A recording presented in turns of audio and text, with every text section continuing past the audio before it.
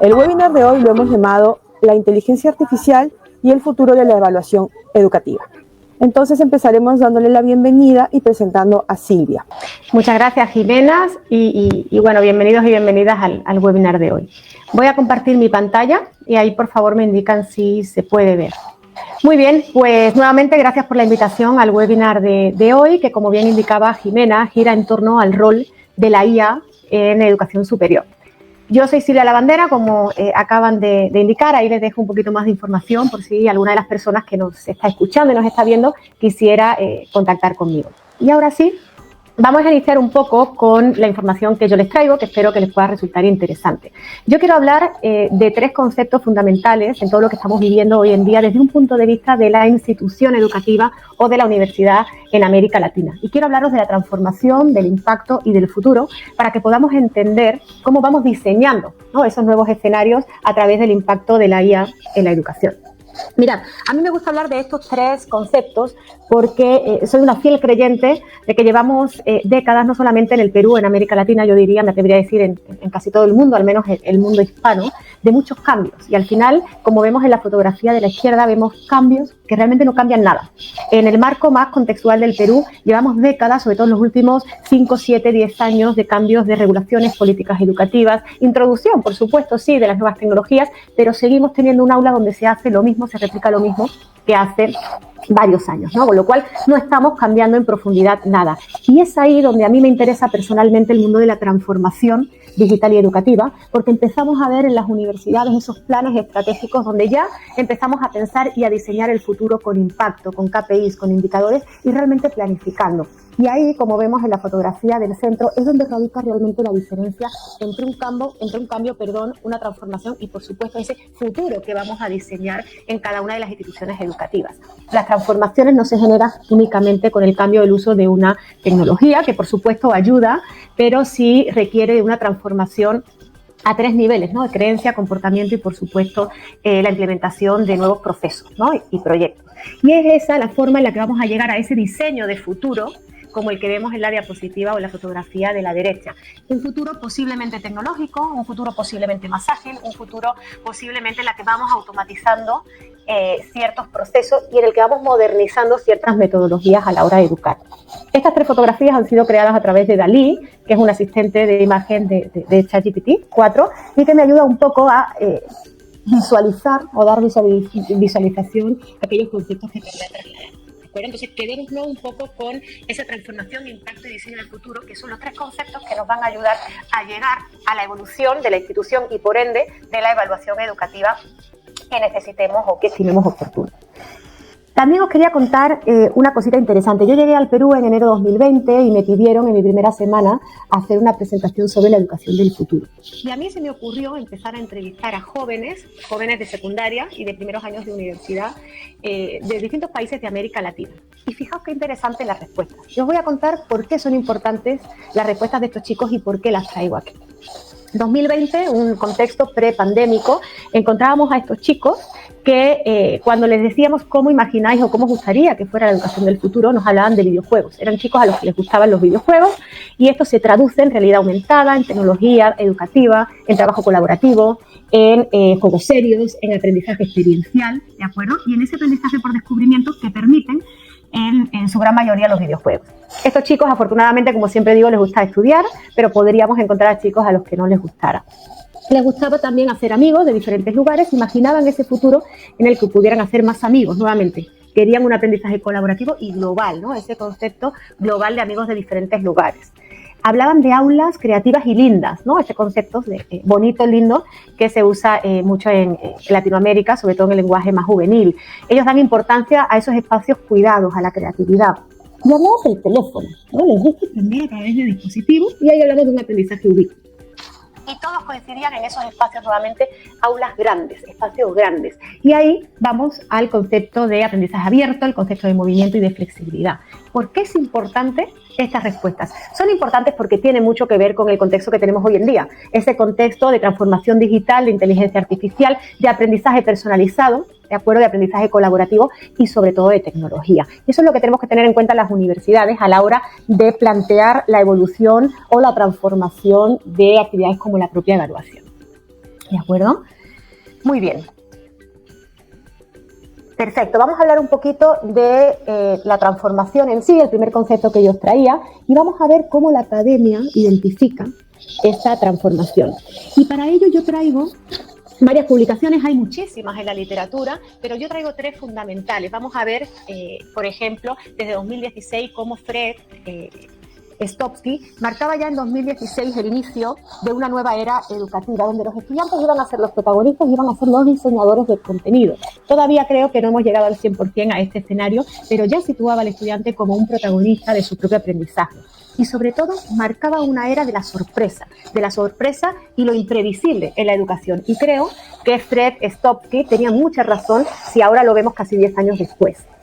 Tenemos también la cuarta revolución educativa de Anthony Seldon, y Anthony Seldon nos recordaba todas las épocas o todas las transformaciones que hemos vivido, ¿de acuerdo? Y nos recuerda que justo esta época en la que vivimos necesitamos repensar la transformación digital, la competencia digital docente y la forma sobre todo de poder generar una educación un poquito más integral, donde haya menos especializaciones en una edad temprana, donde apostemos por los valores, apostemos por la interdisciplinaridad, por la empatía, por todo lo que son gestiones emocionales.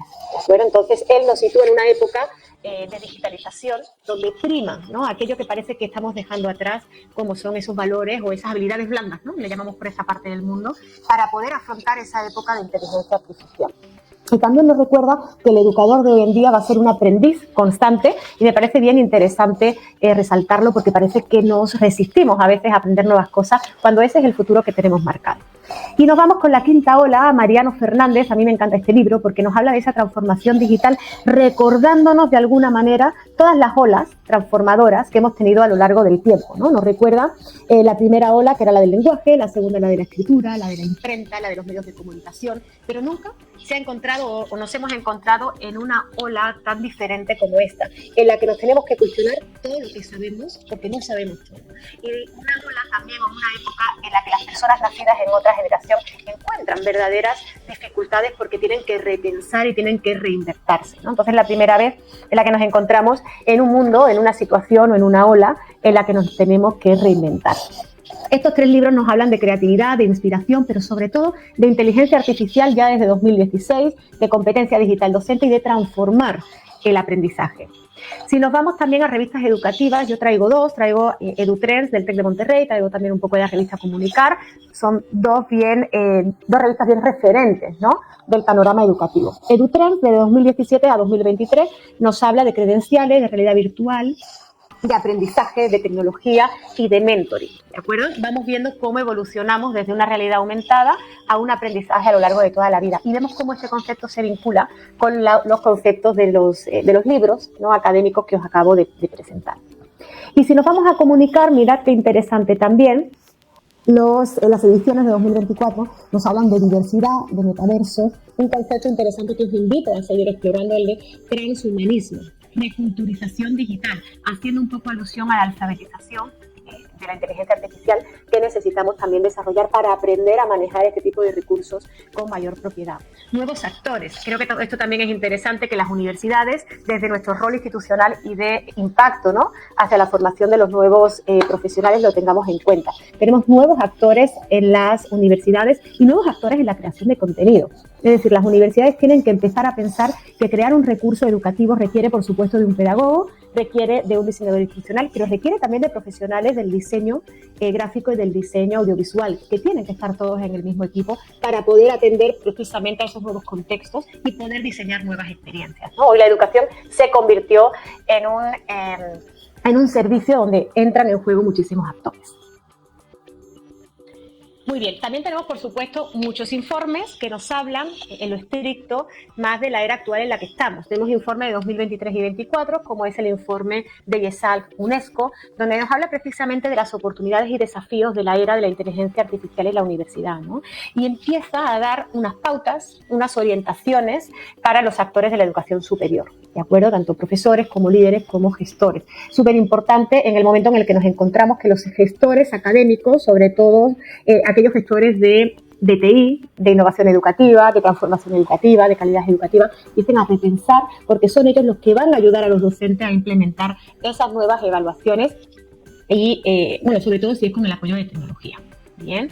Luego tenemos también el informe de EDUCOS. EDUCOS es el evento que anualmente se celebra y de donde salen los Horizon Reports, ¿de acuerdo? Esas agendas mundiales tan interesantes. En el texto de Robert Jenny, de EDUCOS 2023, se hace también un análisis de las encuestas a distintas personas, a todos los asistentes de, bueno, pues de este evento, para poder conocer un poco el impacto, los impactos que la inteligencia artificial está teniendo en la educación superior. ¿De acuerdo? Y es bien interesante porque la mayoría de las instituciones, y aquí leo textualmente, están trabajando o indican que están trabajando con estrategias relacionadas con la IA. Les preocupa quedarse atrás, a la mayoría de las universidades les preocupa quedarse atrás en este tema específico de la IA, y los objetivos de la planificación estratégica relacionada con IA están relacionadas directamente o principalmente con el apoyo a los estudiantes, ¿no? ¿Qué tecnología, qué herramientas podemos darle al estudiante para que pueda complementar su aprendizaje? Y por otro lado tenemos el informe del Observatorio de Inteligencia Artificial en Educación Superior de la Universidad Europea, justo la universidad a la que pertenece el siguiente ponente. Es muy interesante porque nos brinda distintos escenarios o posibles escenarios que podemos encontrar con la integración real de la inteligencia artificial en el futuro. Y de lo que nos habla personalmente es de la IA, personalizando la educación, tutores virtuales. Yo creo que la mayoría de las universidades empiezan a construir incluso su propio asistente virtual, como podemos encontrar en algunas experiencias en Latinoamérica o en Europa, y sobre todo se centran también en esa experiencia wow, en la parte presencial de algún curso, ¿no? ¿Qué ocurre cuando nos encontramos? Y por supuesto también nos habla de nuevos actores, lo cual vamos nuevamente siguiendo esa línea desde los propios libros, desde las revistas y por supuesto desde los informes. Y aquí quiero hacer un pare porque me parece interesante. Hemos hablado de transformación y por ello hemos revisado, bueno, pues las publicaciones de la academia, de las revistas y de los informes. Ahora quiero ir un poquito más allá. ¿Qué impacto tendrá la inclusión o la integración de la IA en los nuevos perfiles, ¿no? Los nuevos perfiles de profesionales que van a ir ahí fuera a solucionar problemas? Bien, en mi país, cuando yo estudiaba, seguramente generaciones mayores que yo, pero cuando yo estudiaba, el KPI que se usaba en el denominador común de la población para poder medir si estamos trabajando, estamos teniendo éxito laboral, era la respuesta a la primera pregunta que vemos en pantalla. ¿Trabajas de lo tuyo? Trabajar de lo tuyo hace pues 20 años, al menos en España, significaba que el maestro trabajaba en una escuela, que el médico trabajaba en un hospital, que el abogado trabajaba en un juzgado y así sucesivamente. Yo creo que hoy vamos a empezar a medir el impacto de la buena integración de la inteligencia artificial en las instituciones educativas cuando las próximas generaciones puedan solucionar problemas reales y modernos, ¿no? Y creo que esta va a ser la próxima pregunta en la que socialmente los ciudadanos vamos a poder medir si una persona es exitosa o no después de haber estudiado en una universidad. Bien, perfecto. Vamos a seguir un poquito con el impacto y os voy a recordar muy brevemente algunos de los resultados de los Horizon Reports desde 2019 a 2024. Para no leer todos, desde 2019 a 2023 me voy a centrar en la columna de color verde, que es la actual. Y fijaos qué interesante. Uno de los resultados sigue siendo los programas accesibles y flexibles para estudiantes no tradicionales. Ahora vamos a ver qué son estudiantes no tradicionales. Y la inteligencia artificial tiene mucho que aportar en esta flexibilidad. Y sobre todo en el apoyo de esos estudiantes que no son los que están 24/7 siguiendo una clase. También uno de los resultados es la urgencia de las instituciones de educación superior para que realmente se adapten y transformen en respuestas todas las tendencias tecnológicas, sociales y ambientales que todas estas agendas mundiales vienen recordándonos. Estamos en la era de la IA o en la era del conocimiento infinito, ¿no? Como escuché el otro día y me encantó, pero seguimos teniendo tareas básicas pendientes. Es decir, adaptar y transformar en respuesta todo aquello que estas agendas nos vienen diciendo, ¿no? Y seguimos, por ejemplo, resistiéndonos a una educación a distancia, a una educación virtual y a la evolución en tecnología.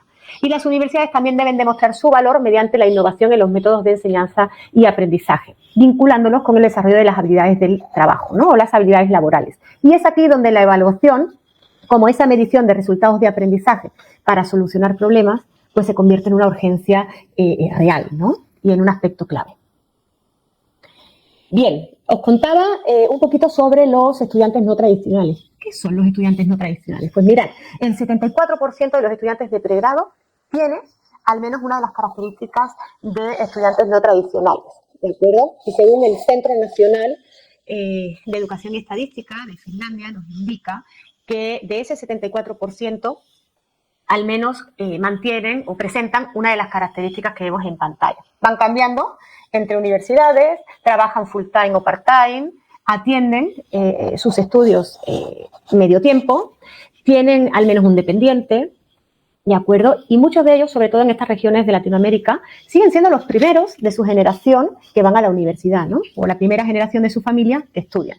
Entonces, como vemos, estamos ante nuevas audiencias, como a mí me gusta decir, nuevos actores, que tienen características diferentes y que tenemos que ayudar a generar una educación no enfocada al promedio, sino enfocada a estas personas que tienen características diferentes, ¿de acuerdo?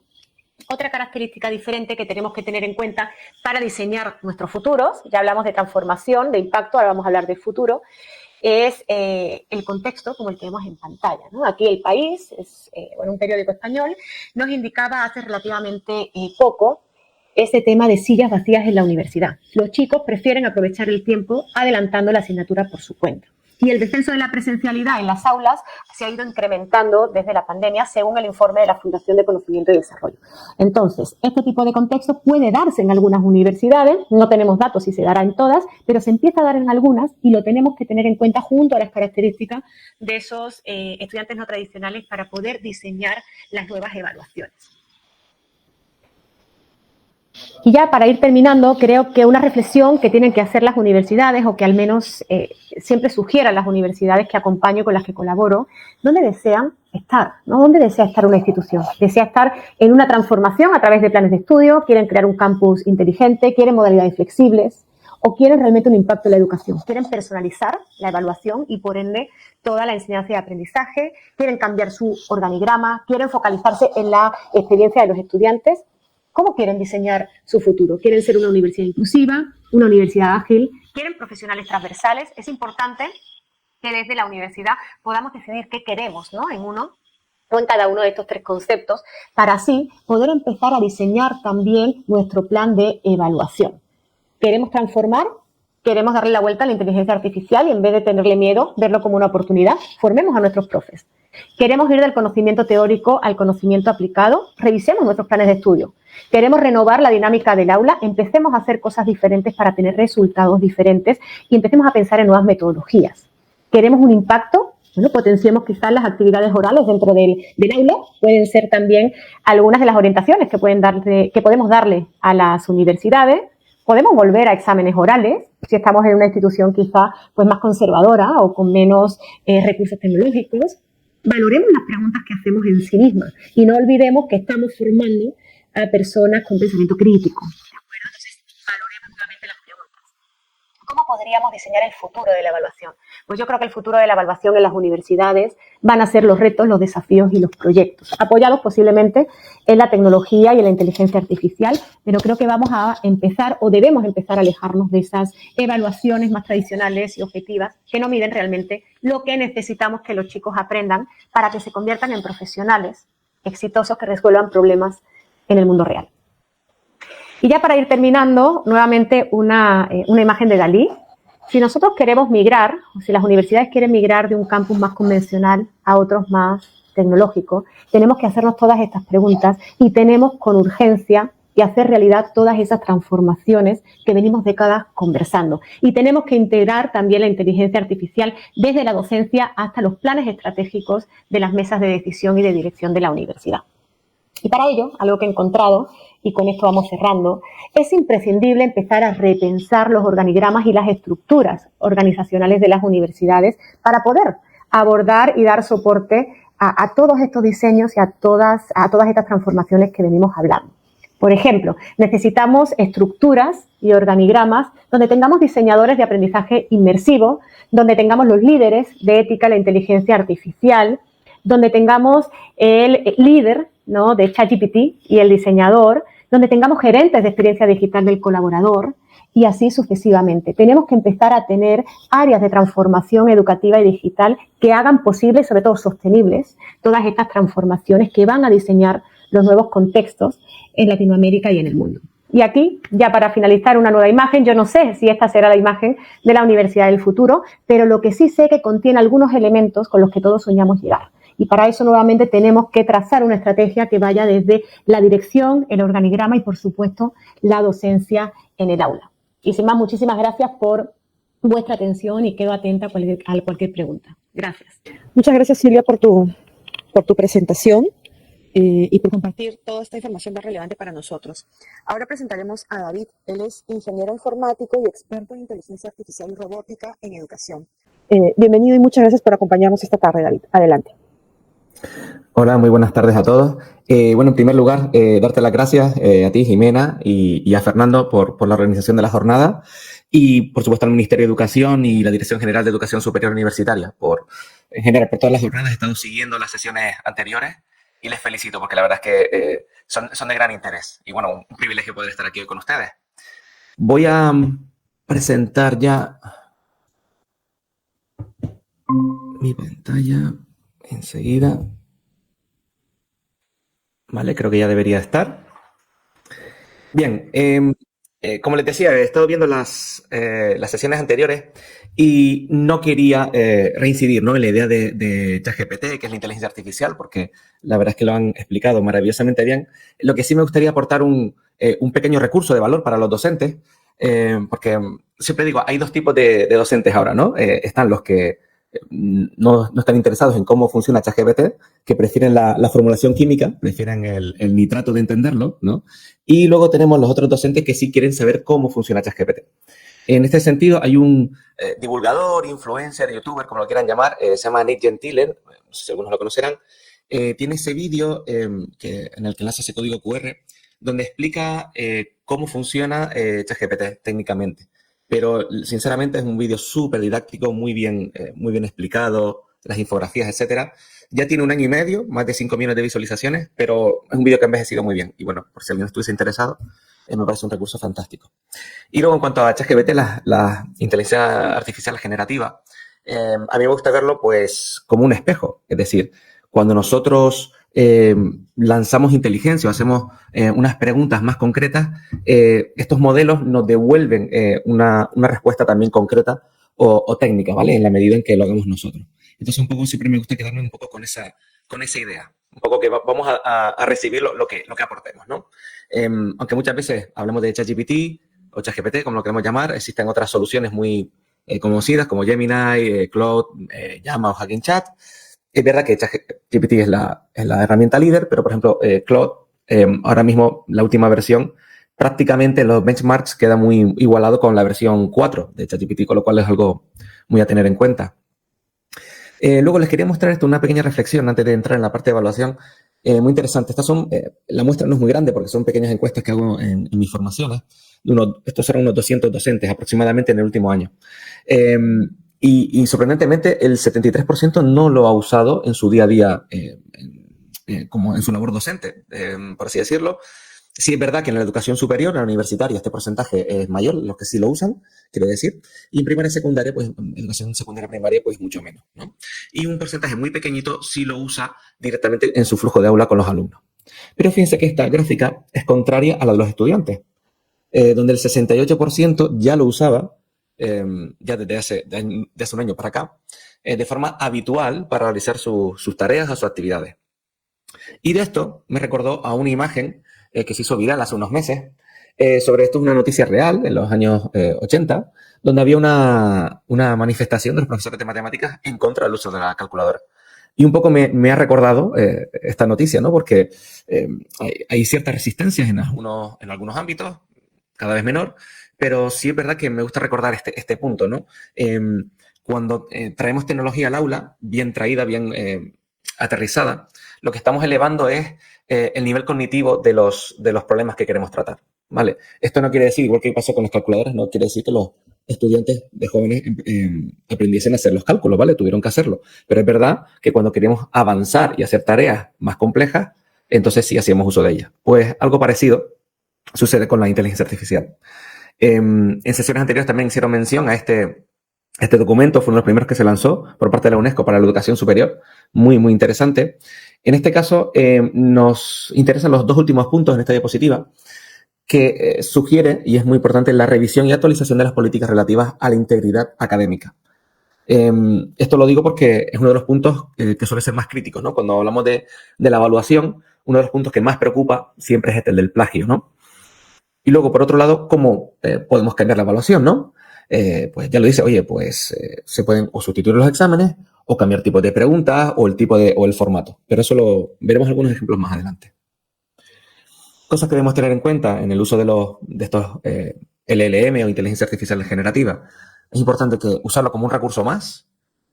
No es un asistente, es un asistente, no es un coautor. Esto siempre hago mucho énfasis porque se trata de escribir lo que nos devuelva GPT y ya está. Es todo lo contrario. Nosotros debemos tomar la iniciativa y usarlo como un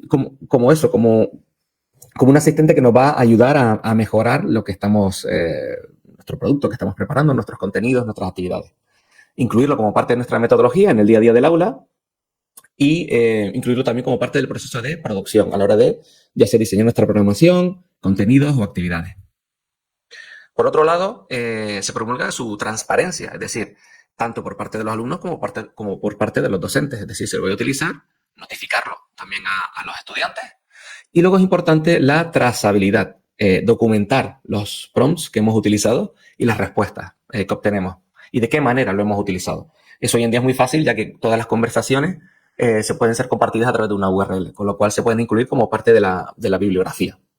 Y luego, por supuesto, la detección y el evitar esos sesgos, ¿no?, cognitivos que existen y que hacen que el pensamiento crítico sea algo clave hoy en día. Estos retos e implicaciones éticas, ¿cuáles serían? Como decía, la integridad académica, íntimamente relacionada con la evaluación. La falta de regulación, que ya ahora la tacho porque, bueno, al menos en Europa, de hecho, está habiendo una hiperregulación, que, bueno, algunos consideran que puede ir en contra de la propia innovación, pero bueno, ya se empieza a regular. Otra cosa que vaya en el sentido que debería ir, pero bueno, hay cosas que sí que son necesarias, es necesaria esa regulación. Y como decía, bueno, protección de datos, esto también es un problema en educación por temas de propiedad intelectual, información confidencial, etcétera, etcétera. Sesgo cognitivo y género y diversidad. Bueno, cuando hablamos de spam, todos sabemos lo que es, ¿verdad? Que es ese famoso correo electrónico no deseado. Una de las últimas cifras en el año 2022 decía que el spam era el 48% de los correos electrónicos que se enviaban en el mundo. ¿Vale? Pues un fenómeno parecido está ocurriendo ahora con la inteligencia artificial. Y ese término en español lo empezaron a llamar así, basofia, ¿vale? Somos muy originales y, ¿no?, cuando hablamos en español ponemos ahora todo con IA, pero ya hay un término que se está utilizando ya de forma más generalizada, que es slop, ¿vale? Y con esto nos referimos a ese relleno. Slop significa como agua sucia, digamos, la traducción literal.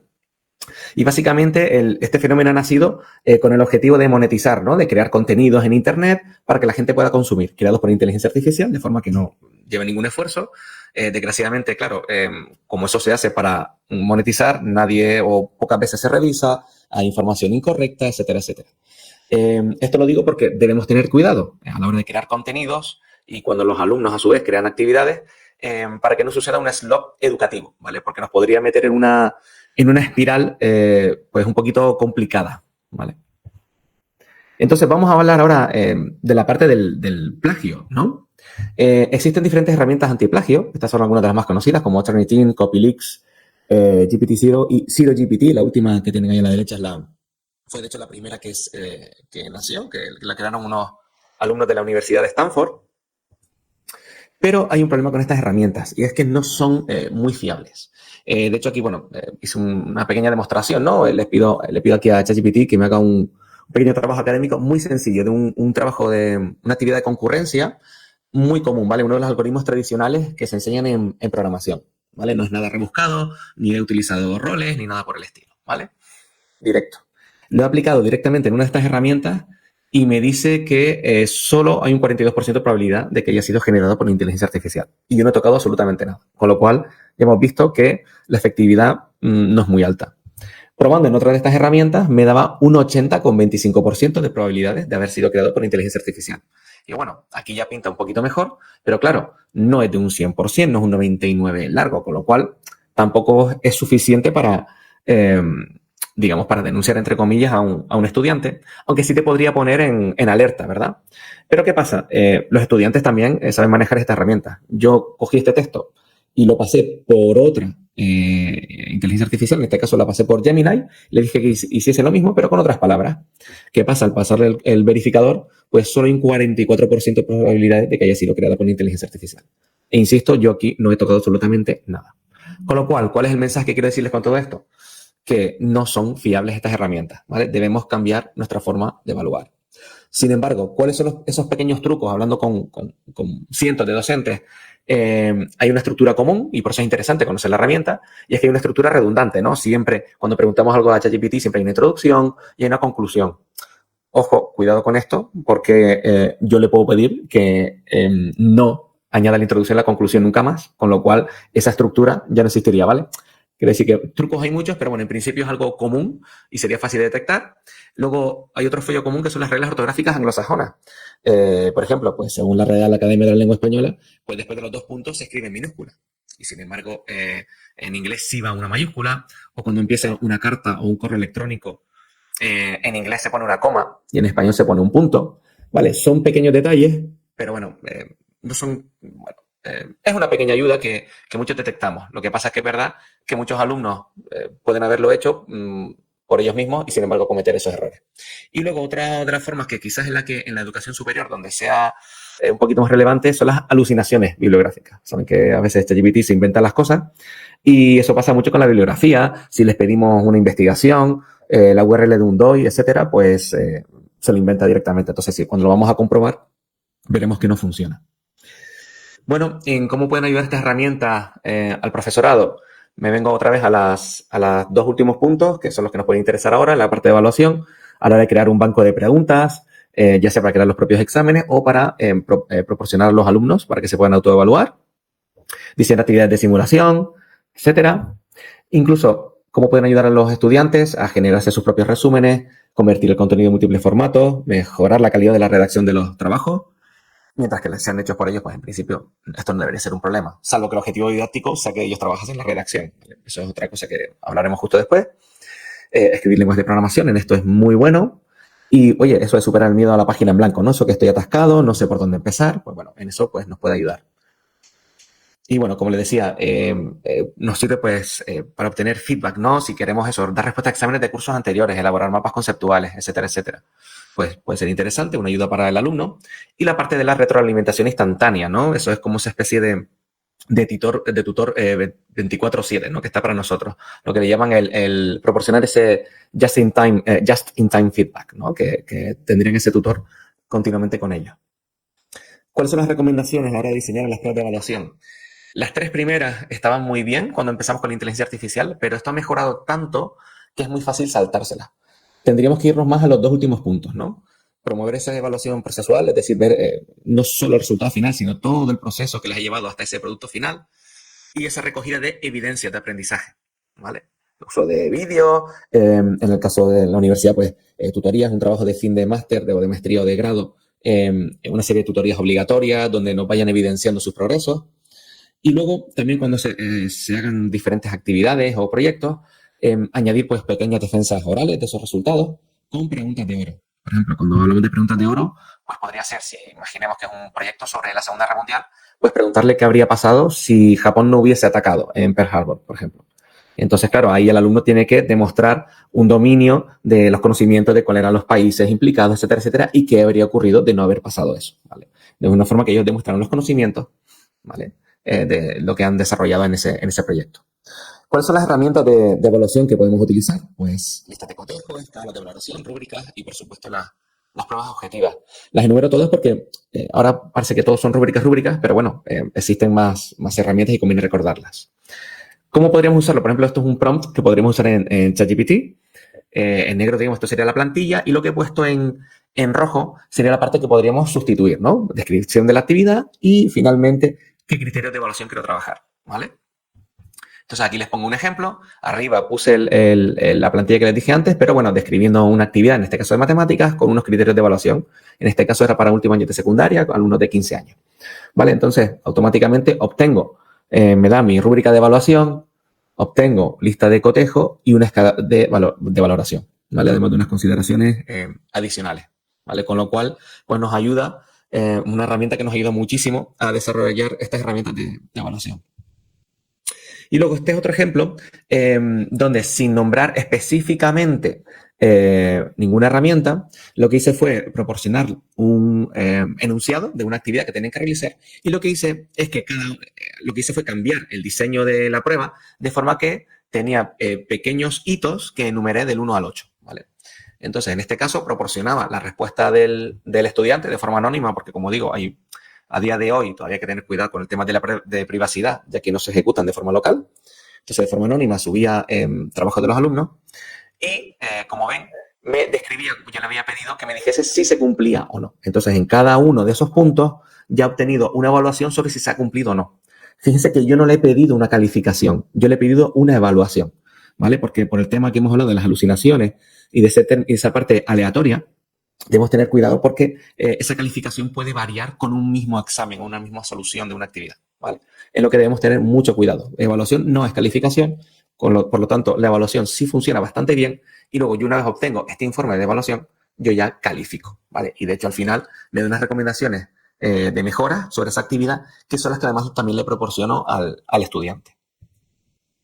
Un ejemplo de lo que está hablando, siempre me gusta, bueno, enseñar alguna aplicación que nos mejora la vida. En este caso se trata de Gamma para crear presentaciones. Y esto por lo que les decía que hay tipos de tareas que como por ejemplo, un ejemplo que me gusta, que nombro siempre, ¿no? Que es el típico trabajo de la célula, ¿no? Pues fíjense, esta parte sí la tengo, la aceleré el vídeo, pero a partir de este momento lo que van a ver ahora es en tiempo real, ¿vale? Antes el vídeo sí estaba acelerado, aquí no. Fíjense en qué pocos segundos me está haciendo una presentación sobre el concepto, en este caso sobre la célula, incluso con líneas temporales, iconografías, imágenes, etc. Es interesante porque al principio me propuso un esquema y yo manualmente puedo realizar cambios en él. Es más, cuando yo tengo esta versión preliminar, yo puedo tocar en cualquiera de esos ítems y puedo modificarlo o puedo a través de otros prompts hacer la modificación en alguna de esas diapositivas en concreto, ¿vale? Y además esto tiene una ventaja, esta herramienta, arriba que tiene la opción de compartir, que lo que hace es que si yo lanzo la URL esta a mis estudiantes, obtengo un informe, unas métricas de qué alumnos han accedido y cuánto tiempo le han dedicado a cada una de esas diapositivas, ¿vale? Con lo cual esto es súper interesante para obtener esas métricas para mejorar lo que es el proceso de enseñanza, ¿de acuerdo? Que de otra manera no lo tendríamos. Entonces, en el futuro, ¿qué nos depara? ¿No? ¿Qué es lo que viene? Vimos hace poco que Apple presentó Apple Intelligence en junio, que es un modelo que funciona principalmente en local y la parte que a día de hoy, por temas de computación, no se puede ejecutar, pues lo hace en remoto, pero en principio con una encriptación y seguridad punto a punto, ¿vale? Pero en el futuro veremos cada vez hay más modelos en local, serán más seguros, habrá una mayor privacidad y habrá seguramente soluciones de inteligencia artificial no solo abiertas como está ahora, sino también cerradas o flexibles. Y ahora les voy a enseñar un ejemplo de una aplicación también que hace algo parecido.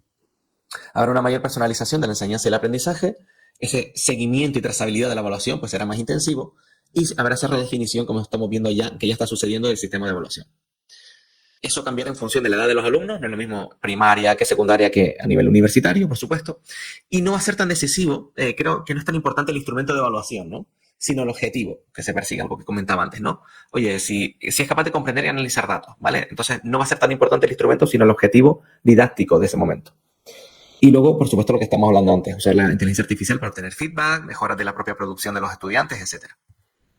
Entonces, como les decía, hay 5 momentos que podríamos distinguir de uso de la inteligencia artificial, donde lo haríamos más intensivo o menos, ¿no? Por ejemplo, cuando estamos en el momento de introducción de conceptos básicos, en esta etapa es crucial que los alumnos se familiaricen con los conceptos básicos, ¿de acuerdo? Entonces, en este caso, no nos interesaría que utilizasen la inteligencia artificial, ¿de acuerdo? Cuando empiezan a aplicar esos conceptos, pues aquí podría ser moderado, supervisado o ninguno, ¿vale? Esto siempre dependerá del docente y en qué momento se encuentre, como les comentaba antes. En el desarrollo de habilidades más avanzadas, oye, pues sí es probable que aquí nos interesa para que puedan llegar a problemas cognitivamente más complejos.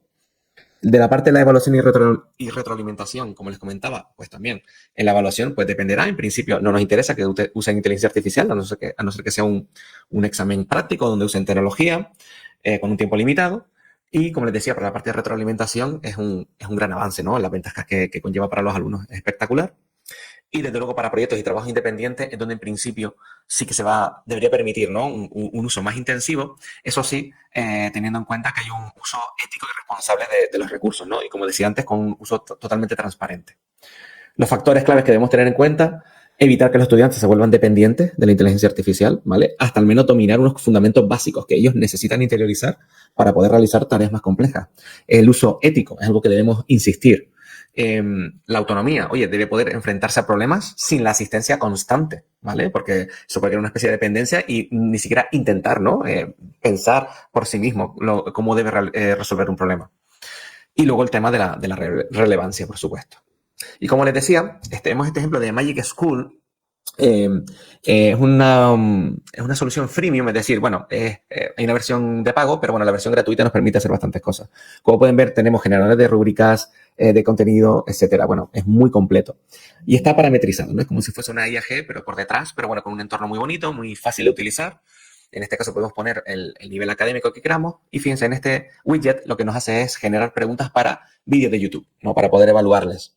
Entonces, yo proporciono la URL en un vídeo, en este caso era de Historia de España, le pongo 5 preguntas, lo va a generar, ¿vale? Y en cuestión de segundos me ha generado estas preguntas y además me dice en qué segundos del vídeo está la respuesta a esa pregunta, ¿vale? Para nosotros luego poder hacer un seguimiento, ¿vale? Con lo cual, pues esto nos permite crear materiales más ricos, más variados y, bueno, lo preparamos con una mayor velocidad, ¿verdad? Como les digo, ahí tienen muchísimos ejemplos. Y luego lo que les decía sobre las soluciones flexibles o cerradas. Por ejemplo, aquí yo le pedía aquí yo como digo la informática, pues un poco pues lo hago sobre mi campo de acción, ¿verdad? Pues aquí explicando sobre, por ejemplo, el algoritmo de Dijkstra, ¿no? Que es el que usan un problema común, el de los filósofos comensales, un algoritmo clásico de la programación. Y aquí fíjense como poco a poco me va guiando, no me da una solución directa, ¿vale? Sino que me va dando pautas, etcétera, etcétera. Y finalmente, ya cuando se la pido, me da la solución. Lo interesante de esto es que yo lo pueda parametrizar, ¿vale? Hacerlo de manera que los alumnos vayan obteniendo el feedback que yo quiero que obtengan. Entonces, Magic School, una de las últimas cosas que sacó hace pocos meses, es la versión para los estudiantes que le podemos lanzar, ¿vale? Entonces, en este caso, le he creado un tutor de IA, en este caso, sobre derivadas integrales, ¿vale? De matemáticas. Y aquí les dejo, de hecho, el enlace con el código. Ustedes podrían entrar y ustedes solo podrían usar ese tutor para hacer preguntas sobre esos conceptos matemáticos que yo he introducido. Con lo cual, ya estoy limitando el campo de acción y además en el momento del aprendizaje en el que a mí me interesa, ¿vale? Entonces, por eso les decía que un poco ahí va el futuro por ahí. Y luego, una última herramienta por el campo de la investigación, SciSpace, ¿vale? Simplemente es una especie de marketplace donde si ustedes están buscando diferentes tipos de investigación, en este caso, bueno, por un ejemplo de robots con niños con trastorno del espectro autista, pues nos busca diferentes investigaciones, estudios, y además, pues esto nos hace un resumen del abstract, cuáles son las contribuciones o resultados más destacados que se han obtenido, etcétera, etcétera. Y esto les sirve a ustedes, si ustedes son docentes universitarios y tienen una publicación, si la comparten por aquí, pues para que alguien pueda hacer una mención o rescatarles, ¿no? De cara a otras publicaciones y demás. Y bueno, esto ha sido todo. Sé que ha sido mucha información, pero bueno, espero que lo encuentren útil y bueno, y ahora dejo un espacio para las preguntas. Muchísimas gracias.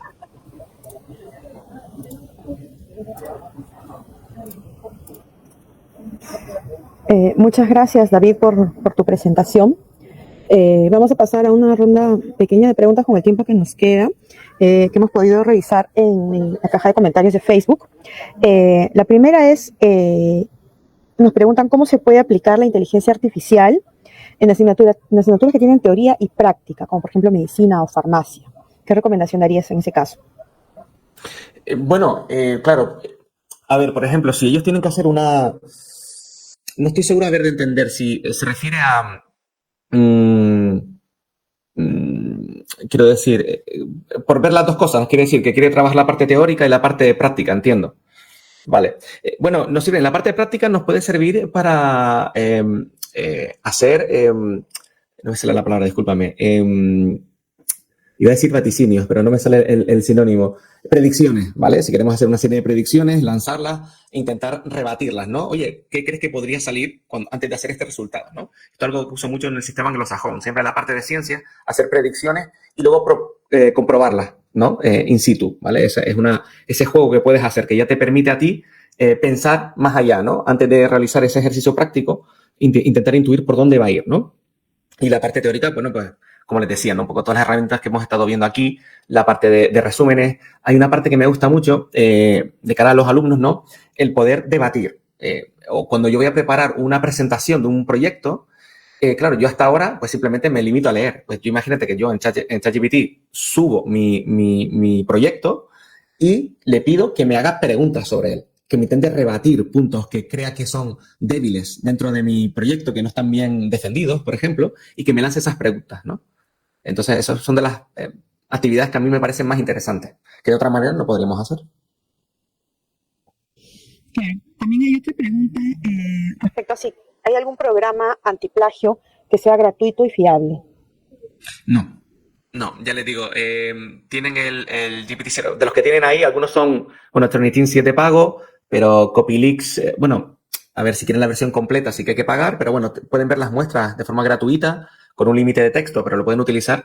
Pero aunque sea la versión de pago, no hay ninguno 100% fiable, porque aunque te digan un 95%, no es posible. Y como les digo, es tan fácil como que un alumno coja ese texto, lo pase a otra inteligencia artificial, le diga que lo parafrasee y ya estamos perdidos. Ya no va a resultar como plagio. Mm. Yo quería hacerte una consulta respecto a al uso que se le está dando a a la inteligencia artificial en la educación universitaria en Europa, ¿no? Yo entiendo que ustedes están muchos pasos más adelantados que nosotros. Quería saber qué lugar ocupa hoy mismo la inteligencia artificial en la educación universitaria en Europa. Pues mira, se usa una barbaridad. O sea, están todas las universidades, estamos ya lanzando todo tipo de manuales. Ahora mismo la propia Universidad Europea, sobre la parte de evaluación, unos compañeros han lanzado el manual recientemente, la semana pasada, sobre los momentos, cuándo se debe lanzar, para qué tipo con qué objetivo didáctico, con qué tipo de instrumento, con qué tipo de herramienta. Es algo esencial, ¿por qué? Porque se ha detectado que todos los alumnos lo están usando. Entonces, ese trabajo tradicional, ese trabajo de fin de grado, de maestría, donde aparecen con un producto fantástico, hacen una defensa y ya está, ya no vale. Y de hecho, pues, ¿qué se está cambiando? Pues, por ejemplo, que el trabajo tiene un peso mucho menor. Ahora, la defensa tiene un peso mucho más grande, prácticamente todo. ¿Vale? Porque es donde el alumno va a demostrar inequívocamente que domina la materia sobre la que te está hablando. Pero ahí entrarían a tallar las famosas preguntas de oro que comentaste, ¿no?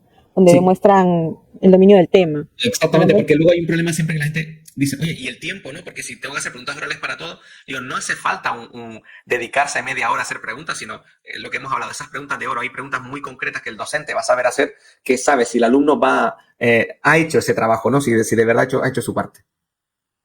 Claro, ya para cerrar quisiera que nos compartas una reflexión sobre la importancia del uso de la inteligencia artificial por parte de los docentes, teniendo en cuenta esta data que compartías respecto a que de los estudios que tú has hecho, el 68% de estudiantes usa ChatGPT para sus estudios, para sus trabajos, mientras que solo el 5% de docentes lo está aplicando en el aula, ¿no? Entonces, ¿cuál crees que es la importancia de esta inteligencia artificial que ya está comenzando a revolucionar la educación?